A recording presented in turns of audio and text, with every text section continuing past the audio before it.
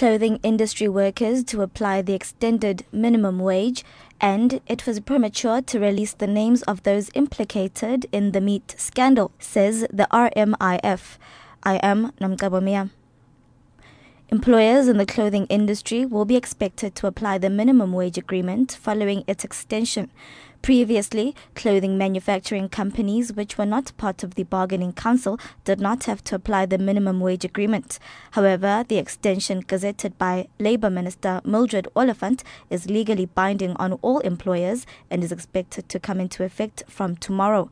Southern African Clothing and Textile Workers Unions Chris Gina says the decision is a victory for workers. It means that if you are a non-party from the Employers Association, in terms of the Gazetteer, from tomorrow, once the minutes extended, it covers you. You are actually required by the law to implement the minimum standard, which is in terms of the Gazetteer, as of tomorrow.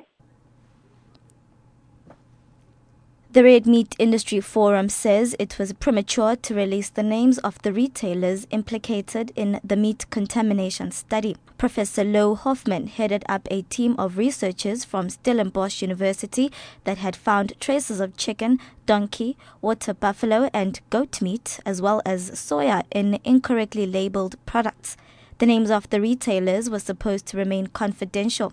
RMIF chairperson Dave Ford says despite the publishing of the alleged offenders, they will continue with their probe, which could result in prosecutions. If there are perpetrators, let the relevant authorities do an investigation and then let them follow according to their legislation, and there is sufficient legislation, and then to either prosecute or to remove the blame from these different individuals or these different retailers. We feel at this specific stage that, just to name and shame a number of retailers when it could be cross-contamination is very premature. But we are still going ahead from the forum side to supply this information to the relevant authorities as well as to the National Consumer Commission. Meanwhile, Woolworth says they blame the shared equipment for the contamination.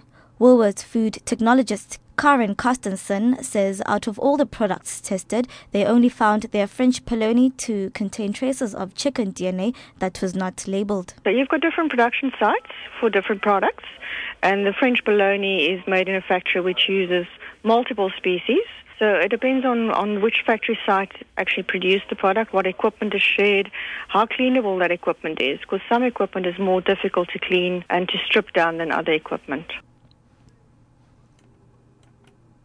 The National Sea Rescue Institute has made an urgent appeal to the public not to set off Chinese lanterns along the coast, as they are often mistaken for flares.